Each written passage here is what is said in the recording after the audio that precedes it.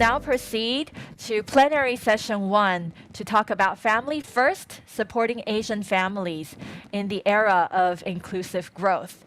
And a few announcements before we begin. For this session, each speaker will speak for 15 minutes. This will then be followed by a joint Q&A session.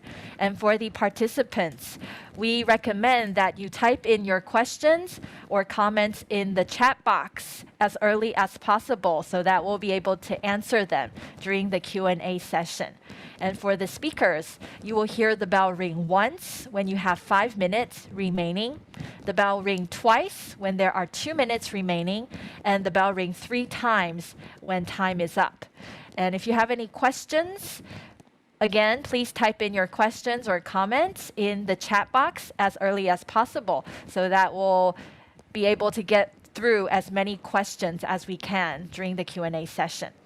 And with that, please help me welcome the moderator of this session, Dr. Miranda CHUNG, Council Member and Chairperson of Research and Training Committee at CIFA. Dr. CHUNG, over to you. Good morning to all distinguished guests, speakers, and participants. Hello, welcome to the Plenary Session 1 on Family First, supporting Asian families in the era of inclusive growth. I'm the moderator, Miranda CHUNG, and I have the honor to have invited 3 distinguished scholars to join us in this plenary session. They are Professor Mooly WONG and Dr. Vivian LOU from Hong Kong, and Professor Sang-Mok SUH from Korea. And now let me introduce our first plenary speaker, Professor Mooly WONG. Professor Wong is an adjunct assistant professor from the social work department of the Chinese University of Hong Kong. She is a registered social worker, a clinical fellow of the Asian Academy of Family Therapy.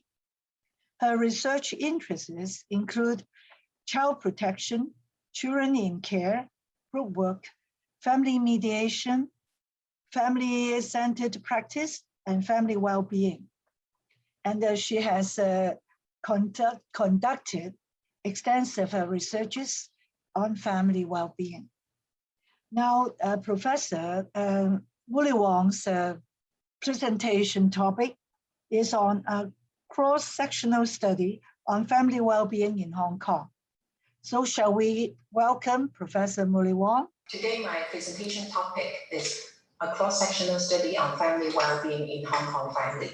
There are 2 objectives of the research. First, to understand the family well-being state of Hong Kong families, and the second is to investigate the predictive factors of the family well-being of Hong Kong family. For the concept of family well-being, we define it as a state in which a family can perform various functions to satisfy the diverse needs of individual members of the family through interactions with the environment. In other words, we regard that family well-being is a condition in the family that can ensure a well-functioning of the family in order to satisfy the individual needs of the family. To operationalize the concept of family well-being, we divided the concept into 6 domains. First, family resources, family solidarity, family health, social resources, social connection, and work-life balance, where the first 3 areas are concerned about the condition within the family. The last 3 areas are related to the family and the larger system. I would like to have a brief introduction of these 6, the concept of these 6 areas. The first one is family solidarity, referred to the degree of cohesiveness within a family and can be indicated by 4 areas. First, family time. Second, family atmosphere. The third one, family responsibility. And the 4th one is care and support among family members. The second concept is family resources, referred to the availability and optimum utilization of family income and the psychological capital of a family. And they are included 2 subdomains. The first is family income, and the second one is psychological capital, referred to the sense of self-efficacy of family member to handle the daily matters and also the stress level of family members. The third area is concerned about family health, which is regarded as a state of complete physical, mental, and social well-being.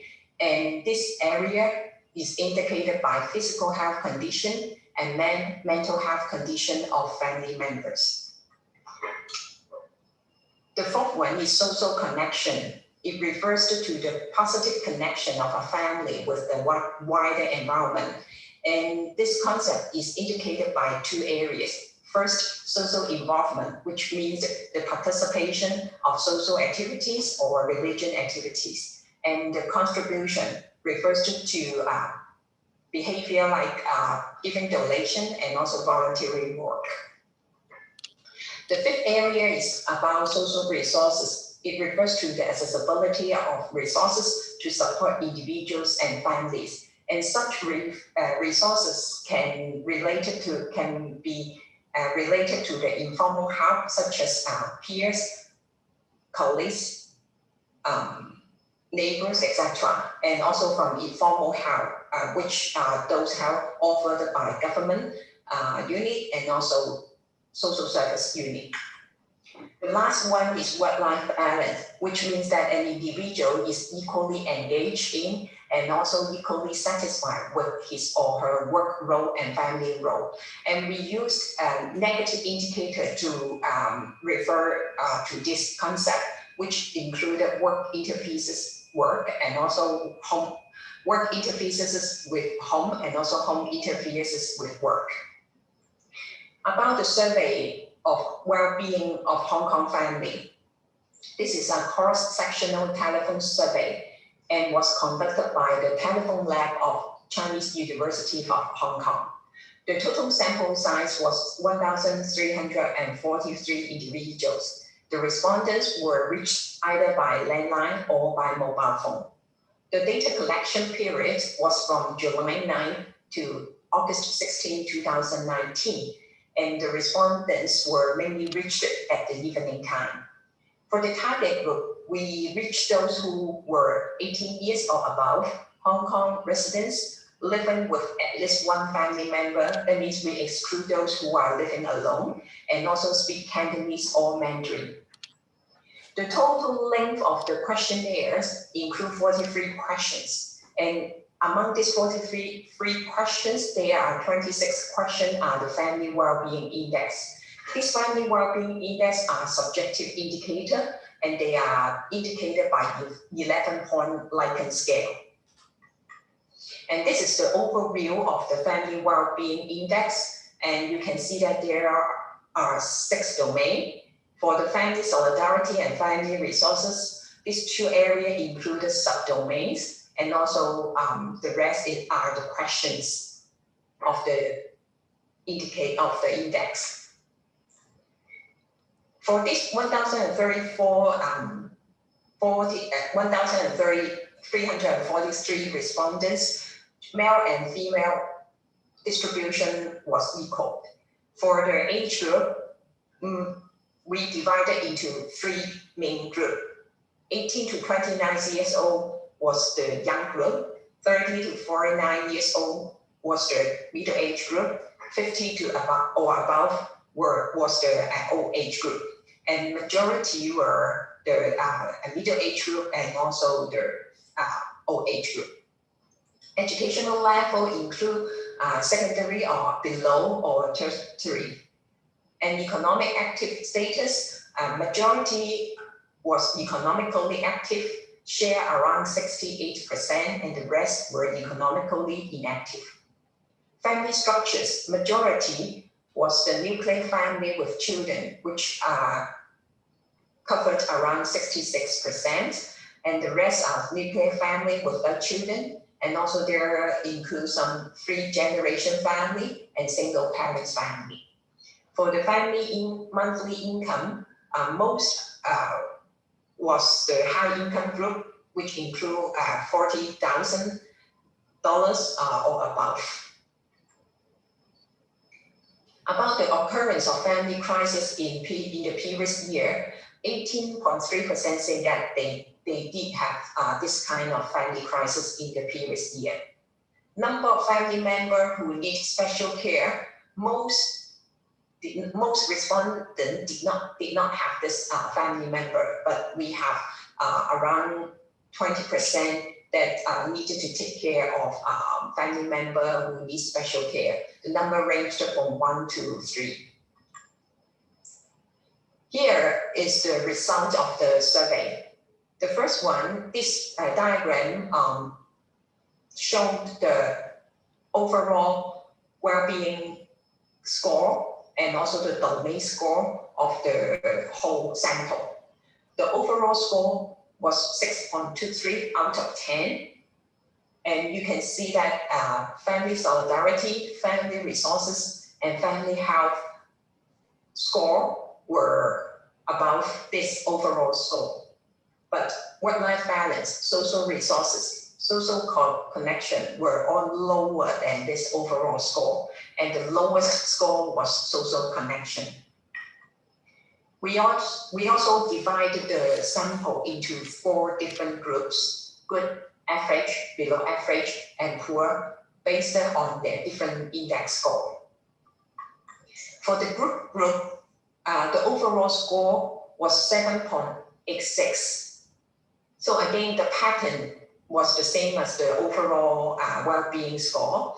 That means family solidarity, family resources, family health, all these 3 areas were higher than the overall score. But work-life balance, social resources, social connection were lower than the overall score. And among these 3 scores, work-life balance score was the lowest. For the average group, it shares around 50% of the total sample. The overall score was 6.67, and the pattern is the same as the good group, and the work-life balance, social resources, and social connection were much lower than the rest of the 3 areas, and the lowest one was work-life balance. Below average group, it shared around 26.4%. Overall score was 5.57, and the lowest among of these 6 areas was the social connection, which only scored 3.25. The poor group was shared around 12%. Overall score was 4.36. You can see that social resources and social connection were lower than 3, which are significantly lower than the other groups. This is the summary of the overall score for family well-being as well as the domain score. The overall score for family well-being was 6.23 out of 10, which put it as the lower end of the average resources and family health. And you can see that work-life balance and social connection fell within the poor level. Obviously, family-bounded areas, which refers to family solidarity, family resources, and family health, had a higher score than 3 domains, which are relationship of family with larger systems. We regarded that there may be 3 possible reasons to explain this picture. First, family is still the core unit to support individuals, particularly in time of crisis. So that's why Chinese people still put a high value on family solidarity, family resources, and family health. The second one is related to the lower score of work-life balance, in which Hong Kong employees have a long working hours, which significantly affect their work-life balance. The third reason was related to the periods of data collection. At that time, in June 2019, there was social movement happened. Our study was conducted in July and August of 2019. So at that time, the society was polarized and many Hong Kong people had negative feelings towards the government. So that's why we guessed that there was a significant impact on the score on social connection and social resources. the second research objective was to investigate the predictive factors of family well-being. We used linear regression to examine the effect of different social demographic variables on the overall family well-being and the 6 domain score.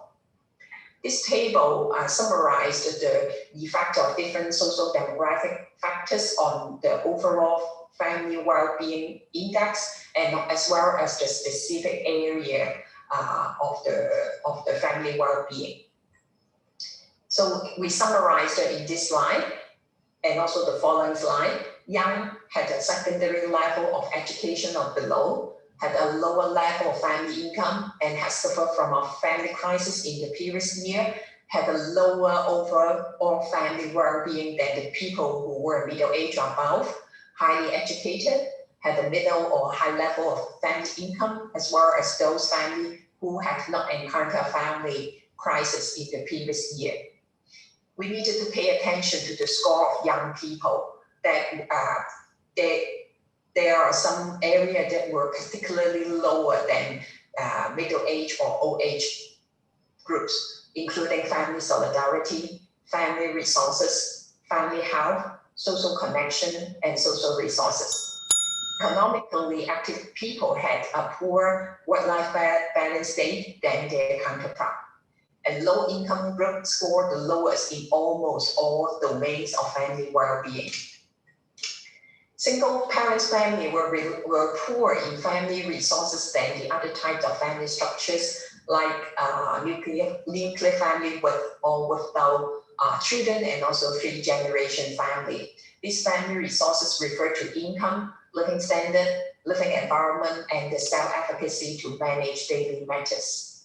Families suffer from crisis was poor in the resources-related aspect of the family than those who has not encountered any family crisis. These resources-related areas include family resources and also social resources. That means the accessibility of formal and informal support. The last one is about the family with more members who need special care. They had a poor family health condition than their counterpart. So what are the implications of this study? First, we needed to strengthen the relationship of family with larger system, particularly for young people, economically active people, low-income family, and families suffer from crisis. For example, work-life balance of economically active people was poorer than those who are economically inactive people. Social connection and also social resources score were poor in young people than in middle-aged and old-age people. The second one is we needed to tailor-make service based on the characteristic of families. For example, below average group and poor group, they did not have a good performance in the family well-being score and also domain score when compared with the group and also the average group. However, for below average group, their family bounded area performs quite well, but not their connection with the larger system. But for poor group, all aspects of their family well-being were poorer than below average group. That means when we design service for these two groups, we needed to emphasize which part were their strength and also which part needed to be strengthened. Another example was about the single parents family and family with member in need of special care. For single parents family, when compared with other family structures, the weakest point was the family resources, but not the other area. That means we needed to focus on enriching their family resources. And also for family with member in need of special care, when we compare those who do not have family member needs special care, the other area are quite similar, but for the family health condition of this family, they are significantly poorer. So that means we needed to enhance their family health. Future studies direction.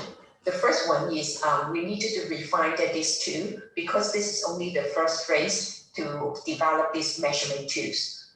And one of the area which everybody knows that is important for the family is the ICT, but in these tools, we do not include this area. So we needed to refine the tool in order to be more relevant to the condition of family in Hong Kong. At the same time, similar studies should be conducted periodically in order to track the changes of family well-being status of Hong Kong families. The second one is this survey mainly focused on Chinese families who speak Mandarin or Cantonese. It is important to extend the target group to other ethnic minority or other non-Chinese group in order to explore more their family well-being condition in Hong Kong. Thank you. This Thank report you. was published Yeah. in 2020, and if you are interested to understand how to develop this index and also the detail of the survey, please refer to this report. Thank you very much, Professor Wong. Thank you. Yeah, we have a little bit overrun, but I really enjoy these very informative and inspiring study results, and we understand these results are really having serious impacts on our policymakers and family professionals. We need to follow up, especially we understand that economically active people had a poorer work-life balance, and which will affect the family health and also the family well-being. So we will discuss maybe in our floor discussion. Thank you, Mooly. Thank you very much. Let me introduce our second plenary speaker, Dr. Vivian LOU. Dr. LOU is the Associate Professor at the Department of Social Work and Social Administration at the University of Hong Kong. She is also the Director of SOPO Center on Aging. Dr. Vivian LOU has extensive research interests and which are focused on family gerontology, in particular family caregiving for dementia, stroke, and end-of-life older adults. She is also keen in building evidence-based models to empower older adults and families, and to enhance the family well-being of families. Dr. LOU's presentation topic is on Wofoo Asian Award for Advancing Family Well-being, Good Practices and Impacts. Let us welcome Dr. Vivian LOU. Thank you very much, Mariana. And now let me share my screen on my presentation. Thank you. And first of all, congratulations for the CIFA's 6th Regional Symposium on Family First, Supporting Asian Families in the Era of Inclusive Growth. So my topic today is Wofoo Asia Award for Advancing Family Wellbeing, the Good Practices and Impacts. And I will go through a little bit on the rationale, why, and then the objectives methodology, and then highlight on the best practices and the key impacts. So why are we studying family, or we start the 3A Wofoo 3A project? I think it can trace back to the late 1980s United Nations resolution on family's importance, and in particular refer to the 1994 International Year of Family. It highlights all the world should promote the inherent strengths of families, and also advocate and invite all the regions, all the communities to study what are the unique factors that will impact on family well-being, just like our keynote speakers sharing, and also our Professor Wong's sharing on the Family Well-being Index. So each of the societies would have their own unique factors, but of course, all over the world, we might share some common factors. In view of that, CIFA has established in 2008 the Consortium of Institutes on Family in the Asia region, in short form CIFA, initiated a signature program called 3A. Because CIFA believe that strengthen family functioning and promote family health can only be achieved by acknowledging the body of knowledge that is very, very innovative and also grounded to the community and through the transdisciplinary collaboration.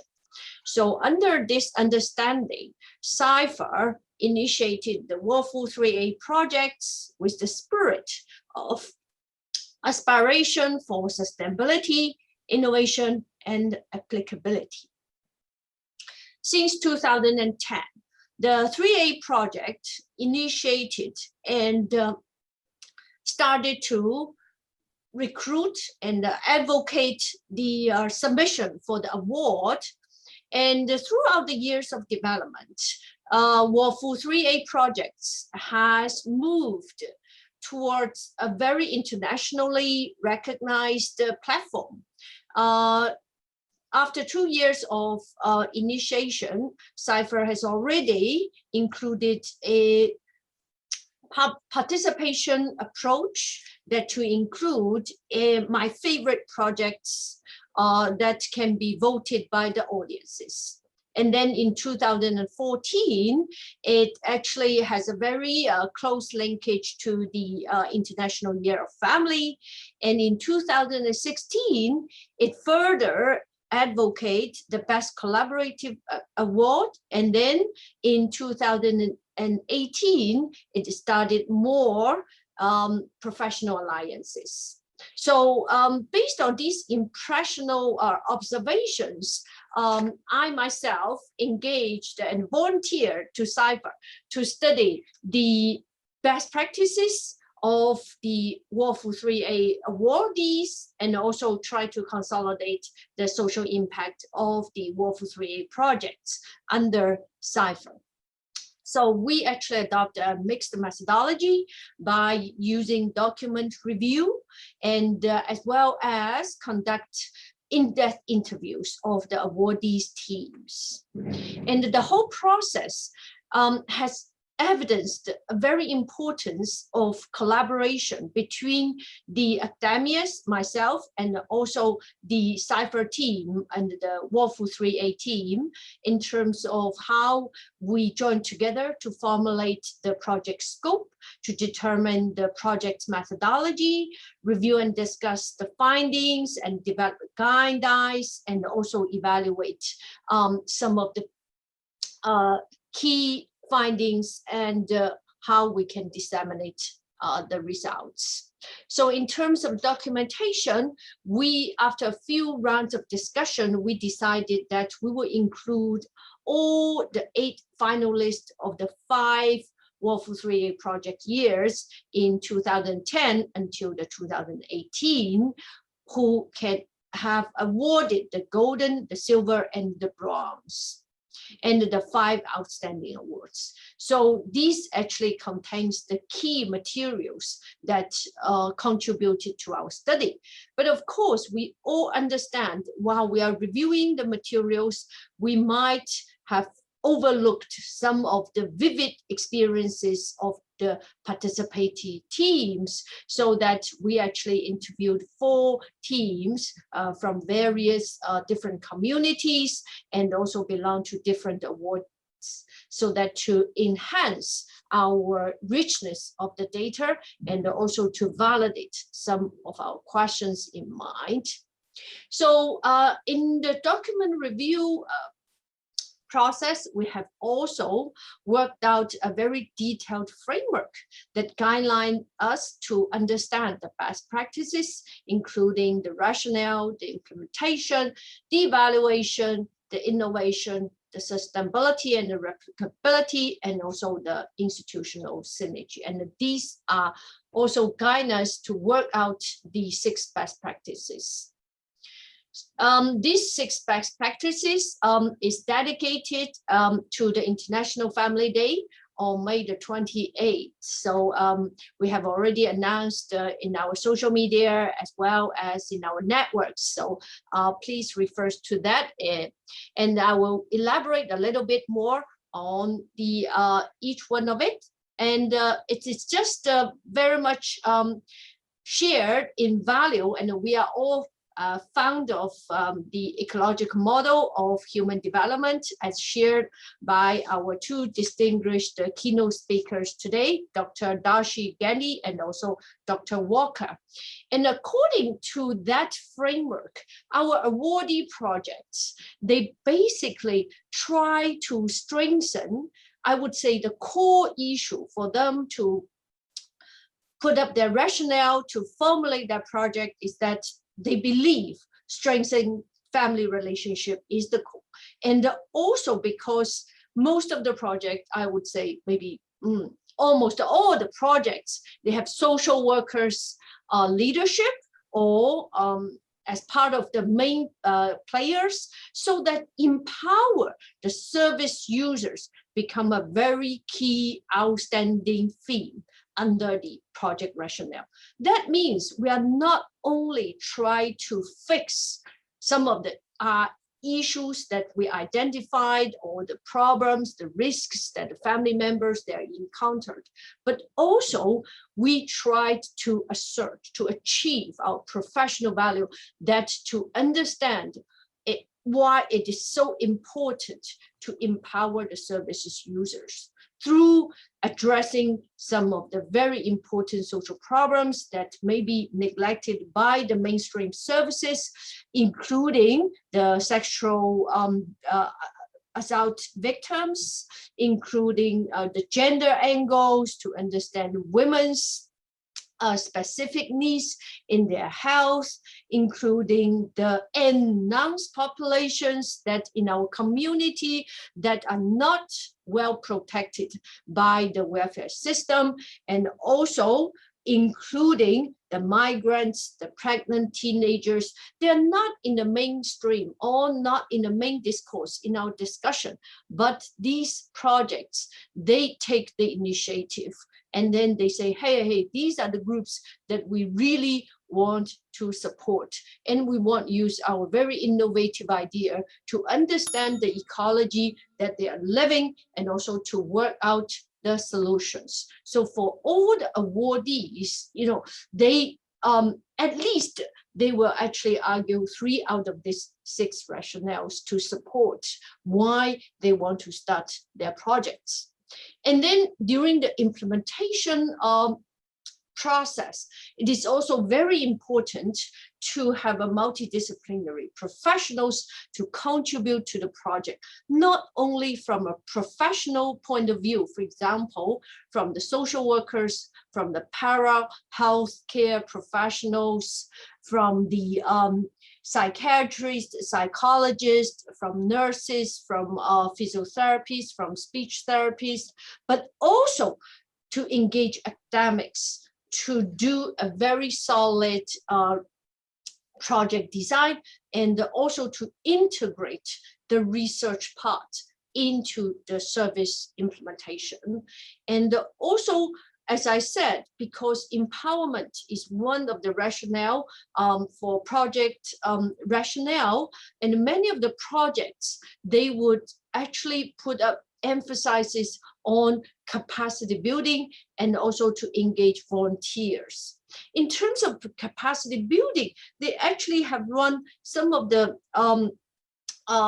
capacity building training or events on family mediation, disaster recovery, happiness coaching, sustainability training. So these are the capacity building programs that you may not be frequently or often encountered in our mainstream services. And then, of course, each of the team are very aware of the resources allocation during the project planning period, as well as during the day-to-day operation, so that they can have a very good adjustment in allocating the best resources for the best impacts. And then in terms of evaluation, we are very happy to observe that over the years of time, more and more teams that they go beyond collecting the service satisfaction data towards a very sophisticated design, for example, the longitudinal follow-up design on the participants, as well as in the recent awardees list, we observe the social return on investment design as well. And we are very happy to learn that some of the projects, for example, in Taiwan and Singapore, they can actually achieve 3 times or even 4 times social return on investment on each $1. And in terms of innovation, we can see that not only the project design, as I mentioned before, but also the mode of participation, not only the face-to-face participation, but also the online, the internet-based, the using technology, and also the mixed mode participation that are integrated into the projects. And then all the projects, they discuss and also put a very mindful strategy on how they can sustain and how this can be replicated by their own team in the coming years of time after the project ends, as well as by the other teams so that their knowledge can transfer to others. So virtual knowledge hubs and also database, materials, manuals, books, publications are very often observed in our awardees projects. And last but not least is the institutional synergy because of the Wofoo 3A projects is a signature projects under the CIFA. And we can see that more and more institutions, they can learn from each other, for example, during this symposium or during other events, the announcement and the field visits and exchange programs, and all these actually encourage a lot of creating accountability and also creating expert engagement for future collaboration, not only on the projects, but also on the research. And then we move to the key impacts on that. And we can see that the Wofoo 3A project has achieved multi-layer impacts from professional to organizational to community and to regional and international. And on the professional side, the 4 cross-border exchange programs actually have greater impacts to bring people together through a cycle of learn, do, and share. And due to the time limit, I'm going to skip some of that. And on the organizational impacts, we all understand that it's a hub of learning community. Wofoo 3A projects riding on the success of CIFA confirms that this platform can support and forming the transformation of the family well-being projects from a regional spot like Hong Kong to a more greater impacts like the United Nations platform, as well as this CIFA program has always been supported by the SAR Government Family Council. And then on the community impacts, and we are very happy to observe that the professional collaboration, the social wisdom has been translated to sustainability of the projects, and also some of the economic aspects can be achieved through the very rigorous research on social return of investment. And the last but not least is the regional and the international impacts. As I mentioned before, that the Wofoo 3A project is the first and the only award granting projects anchored in Asia that focus on conglomerate and conveying the project professional wisdom about family well-being. And it is now CIFA becomes a leading regional hub for networking among the representatives from regions and countries across Asia. And we are definitely very, very happy to see that the 3A Wofoo projects can be recognized by the United Nations. And then in future, we are looking forward for more contribution to the international platforms. So riding on all these success, the Wofoo 3A projects decided to move from 3A to 4A. The final, the 4A, refers to alliance. That means we have a very, very strong belief that in order to achieve more greater social impacts of these award projects, we have to bring more people together, more professionals together, more countries together, more communities together, and more sectors together. Just like Dr. Joseph Lee, president of the Wofoo social enterprise model, harmony brings family prosperity and cohesion makes a nation wealthy. So we are very happy that this study can provide us a very strong confidence that Wofoo 3A project initiated by CIFA has achieved its mission and the vision to provide a platform for transdisciplinary collaboration with the ultimate goal to strengthen family functioning and promote family health. The 6 best practices have been identified based on a mixed methodology, research, and an analytical framework based on the Stanford impact framework. And if we position as a regional organization, CIFA should realize that with the mentioned best practices engagement and consolidated from the Wofoo 3A project, family well-being could be better promoted and empowered, and in recognition of its international significance. So last but not least, I will highly recommend you to submit to the Wofoo 3A, or even I think next year it will be the 4A award exercises. And also I hope that all of you can enjoy the coming, I think that will be the coming select, the panelist presentation of this year's potential awardees.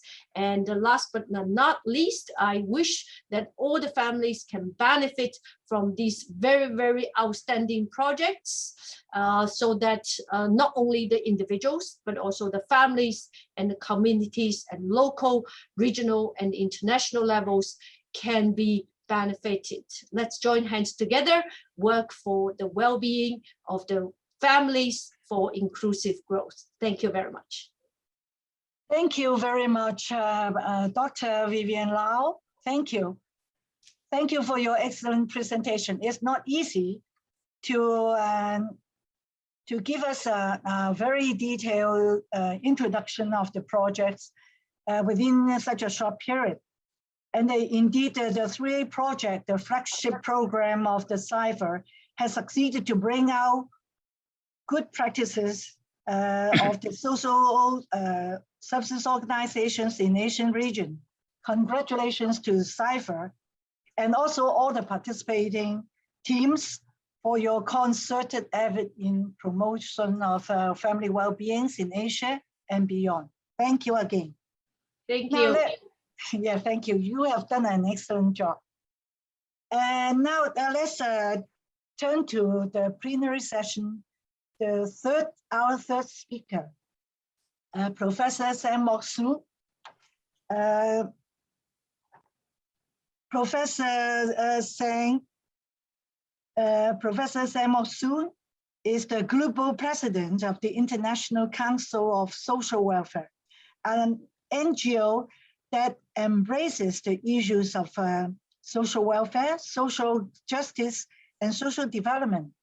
Professor Sang-Mok SUH is also president of the Korea National Council on Social Welfare.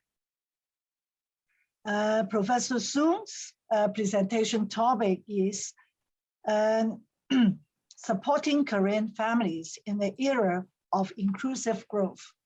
Before Professor Su's presentation, it is very interesting to note that the family policy in Korea had its motto, family first, stay a society later, where family solve their problem by themselves first, and the state intervenes selectively only when the problem is reoccurred after the efforts of the families. So let us invite Professor Suk to give us more detailed information and presentation. So welcome, let us welcome Professor Suk. Hello, everybody.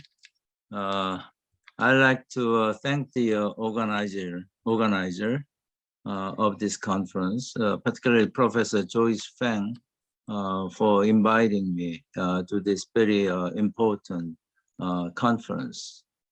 I think the subject of this conference, which is Family First, Supporting Asian Families in the Era of Inclusive Growth, is very timely, not only because this year is the International Year of the Family, but also because the COVID-19 had many adverse impacts on the family.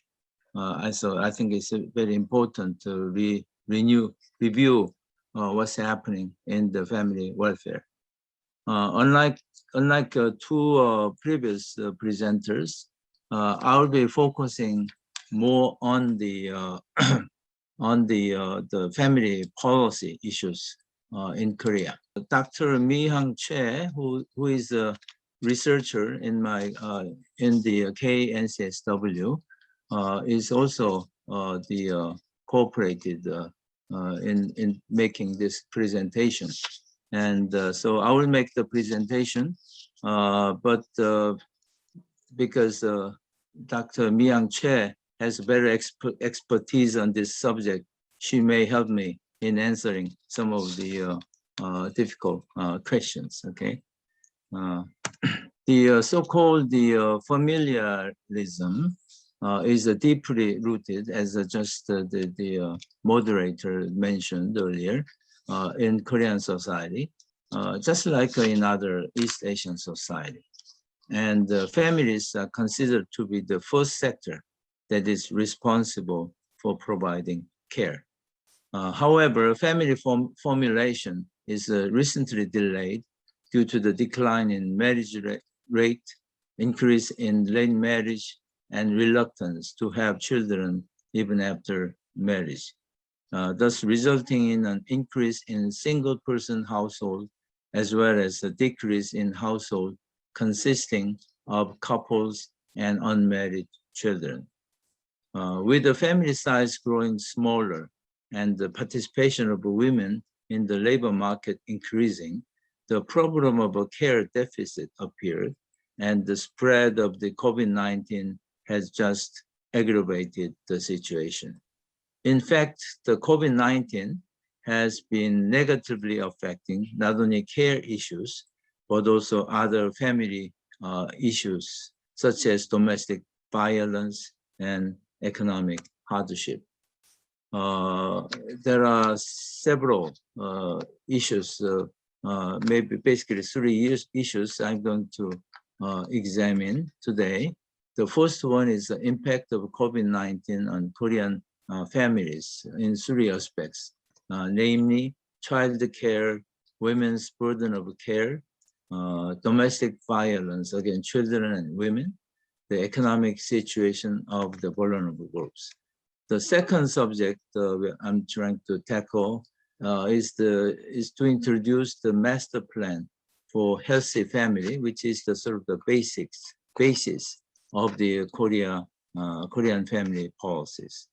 And third, in this paper, I will sort of give you a little bit details of the latest, the master plan for healthy family, which covers 2021 to 2025. Okay, let's look at the impact of the COVID-19 on families. The first one I want to point out is the child care crisis. When children facilities such as child care centers, kindergartens were shut down due to the COVID-19, the burden of caring for children was put on families. Emergency care was implemented by the government, but this was not enough to resolve the care deficit. And just like in many other countries, in Korea, the women mainly has to bear the burden of caring for their children. You can see some of the statistics, but I'm not going to explain all these numbers to save time. The second adverse impact of the COVID-19 is increase in domestic violence. As parents spend more time with their children at home, concerns about child abuse increase due to the stress and depression caused by COVID-19. According to the data from the Korea Women's Hotline, the proportion of domestic violence in total counseling increased from 26% in January 2020 to 40% in February and March 2020. You can see the breakdowns of some of the domestic violence. The third adverse impact of the COVID-19 is it increased economic hardship for vulnerable families for very obvious reasons. This sort of the economic disaster sort of hits the poorest the hardest. In the case of crisis, the income decline of the low-income vulnerable class is more pronounced than that of the other income classes. As you can see in this table, the COVID-19 caused a decrease in the income of temporary and daily workers, while the fifth quintile income group, which is higher income groups, and the regular workers showed relatively high rate of income growth. I'd like to introduce the institutional framework for the family policies in Korea. We have this act called the Act on Healthy Family. This act is to promote healthy family by specifying the rights and the duties of the citizens and the responsibility of the state by strengthening the family supporting policies as well as working out appropriate resolution method of family problems. And according to this act, the Ministry of the Gender Equality and Family formulate a master plan for family every 5 years. And it got started the year 2006. We had the first master plan and the second master plan and the third master plan, which ended last year. So we just produced the fourth master plan for healthy family, which covers year 2021 through 2025. I will explain some of the important elements of this fourth master plan. The first one is about the strengthening social care system. It includes the expanding variety of the community-based social services, and also expanding community-based child care infrastructure and services, and also expanding safe home care services, and reinforcing publicity and enhancing the value of care work. The second important item in this master plan is the assuring gender equality in caregiving and creating a care-friendly community. I will cite some of the elements. First one is creating a cultural and social environment where men and women work and care equally, and strengthening the work-life balance support system to ensure all working people's right in care, and also creating a workplace that guarantees the right to care by promoting family-friendly management of companies. And the next item is the strengthening response to domestic violence, reviewing the necessity of expanding the punishment coverage of the law, even for crimes with intimate relationship. Recently, we had very serious cases of child abuse in Korea, and also revision of the disciplinary right under the Civil Act to prevent child abuse and so forth. Okay. The third item, important item in this covered under this the fourth master plan, is the strengthening the economic foundation for families. We have the system of the to help the livelihood and the housing, in particular for the low income classes, and also this plan is talking about expansion of customized parenting support for single parents and the multicultural family to prevent children and adolescents from being placed in a discriminatory rearing environments. And it's also talking about establishment of the family support centers in the local community.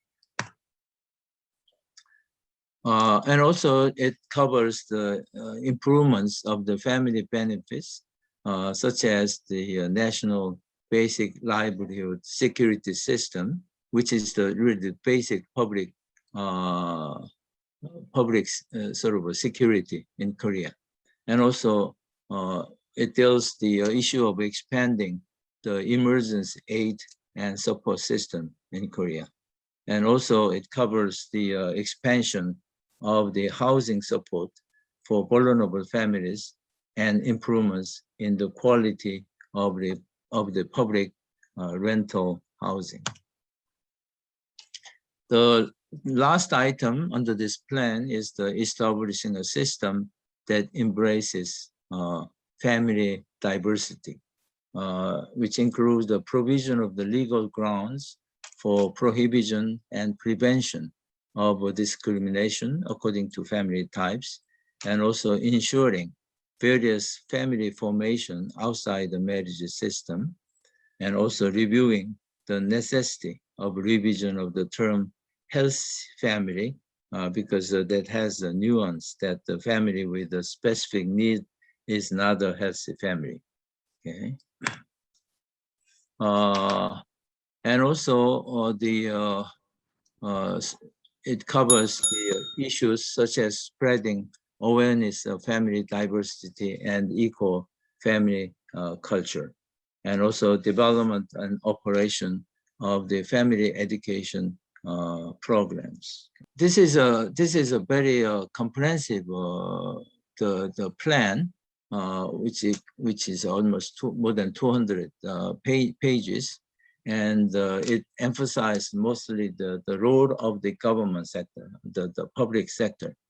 But to make the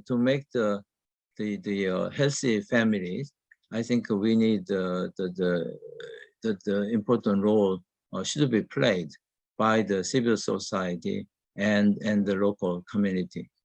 And my council, Korea National Council on Social Welfare, we have regional councils in something like 170 regions all over the Korea. So we feel that our council should play important role in this area, in addition to the various government's policy measures as covered under this master plan. And I'd like to end my presentation today by citing maybe 5 major family-related issues in Korea at the present time. One of the most serious problem in Korea at the present time is the low fertility rate. Last year, we have a fertility rate as low as 0.84, and this year it may go even further. This is the lowest fertility rate in the world. And we have a separate plan to tackle this issue, but this is one of the very important issues in the family area. And the other one is work-life balance issue and the gender equality issue. And as I mentioned, there have been several child abuse, very serious child abuse cases, which means that the parenting education, the need parenting education is quite high. And also in Korea, we have many sort of brides from the Southeast Asia. And so we have many multicultural families in Korea. And this is another important issues in the family related field we have to tackle. And yeah, so I like once again thank for the giving me the opportunity to give you a presentation on the Korean situation in the family field. Thank you. Yeah. Thank you very much, Professor Su. And Yeah. We have learned a lot from you on the impact of the COVID-19 upon the Korean families and also your master plan. Thank you so much. And now we have the three the presentations from our distinguished speakers. And now we come up to the floor discussion. And now before I get the questions, I wish to ask questions to Professor Mooly Wong on the work-life balance issue. Because from your study, you have discovered that the poorer group appears to have the problem with the work-life balance. Can you elaborate a little bit more? Yeah, actually, it's not only for the poor group, but also overall situation, of the family in Hong Kong that we do have a very I can say bad work-life balance, mainly because I think one of the reasons is the quite a long working hours of Hong Kong people. When we compare with the other countries, our average working hours is around 50 hours per week. So I think this is quite terrible, and that's why significantly affected the balance of life of many people. So another thing, I think is more related to the policy-wise. I'm not a social policy makers, but the point is because we do not have a minimum working hours policy, right? So that's why the situation is like this. So this is a bit worry, but I hope that the study can help policymakers or other service providers to think more about how to improve the work-life balance of Hong Kong people. Thank you. Thank you. And maybe Professor Su can express your views, because you have also raised the issue of work-life balance in Korea. Yeah, the Korea is also notorious for having very long working hour. So this government made the legislation to put the legal limit of the 52 hours per week. 50. And that is going to be implemented from July this year. But there are many people, particularly from the medium and small scale companies. It's not feasible. It will make their business operation very difficult. And also, so some of the venture business people, very often they have to work 60, 70 hours a week, when they're trying to develop something. So what they are asking is, okay, 52 hours on the average, but you cannot have a 52 hours limit every week.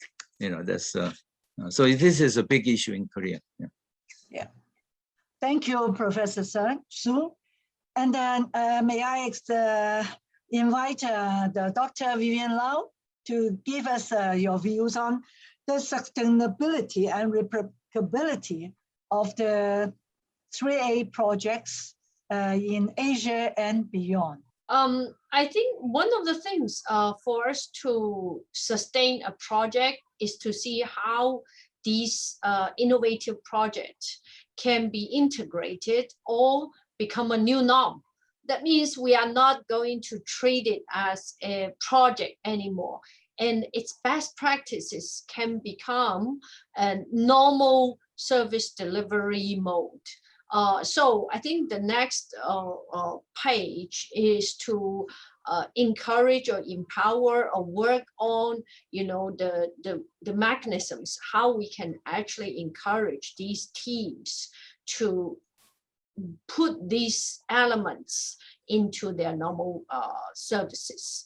And I actually I see some of the project, because they have their own website, their online libraries, resources, and then the participants can be empowered to learn, and also some of the mutual support group has been established. So maybe this could be another angle to work on sustainability. Thank you. Thank you very much. And we have one question directed to Professor Su, asking you about how the Korean government handle the negative impact on the economy in Korea. How can the government help the Korean families to face the economic downturn in Korea? Government has sort of two sets of the policies. One is something like a universal basic income, gave a certain amount of money to everybody. Okay, and the other one is sort of the set of a program specific to the vulnerable groups, particularly those the self-employed, in the local shops. They had a really the strongest hit, by the COVID-19. So they are giving sort of a special loans and special subsidies, and also where the unemployment insurance, rose very rapidly. So the government, we increased the government expenditure substantially for those three areas, and still the net impact of the COVID-19 is inequality getting worse. The rich is getting richer. The Korean stock prices and the real estate prices are booming. So those people who have a stock and real estate, they get very rich. But those people on the margin, temporary workers, and many of those workers, they lost jobs or they experienced lowering of their income. Yeah, we will have the last question, which is also directed to Professor Su. And one of our participants just wonder that South Korea's divorce reform since 2006 has created a significant reduction in divorce rate. Can you explain this in more detail? Thanks. I'm not sure the divorce rate is going down. I think it is going up. Particularly divorce at the old age is rising. And yeah, but so it is following the Japanese track. In Japan, many ladies after retirements, they ask for the divorce, and they demand for the half of the pension. And in Korea, similar thing is happening. And also there's a slight increase in divorce rate as a result of the COVID-19. So COVID-19 has impact in number of different ways, mostly negative impact. Yeah. Thank you very much. My heartfelt thanks to all the plenary speakers for your wonderful and insightful presentations. And thank you so much for your contribution. And we have been enlightened in all the issues relating to Family First, how we support the Asian families in the era of inclusive growth. Thank you so much. Thank you. Okay, thank you. Thank you. Thank you. You're welcome. Thank you. Yeah. Thank you. Once again, thank you to Dr. Wong and all of the speakers and all of the participants for such a fruitful session. And before we break for lunch, a reminder to the participants, please do sign in for the second time for the purpose of accreditation. And with that, we will break for lunch and reconvene at 1 o'clock. However, during lunch, we will be showing 3 videos to help you learn more about CIFA. The first one is on the major activities organized by CIFA since its inception in 2008, including regional symposiums, Wofoo 3.8 project, fundraising events, up until 2017. The second video that we'll be showing over lunch is on the Asian Family Summit that was held in 2018 to celebrate the 10th anniversary of CIFA. You may like to note that the video has been uploaded onto the portal of United Nations at unsdn.org. And the third video that we'll be showing is by CIFA Council members to appeal for support. So if you'd like to know more about CIFA, please access www.cifa-net.org or please contact Mr. Tim Lee at cifasecretariat@gmail.com. So please do enjoy the videos and we will see you at 1 o'clock for the afternoon session. Thank you.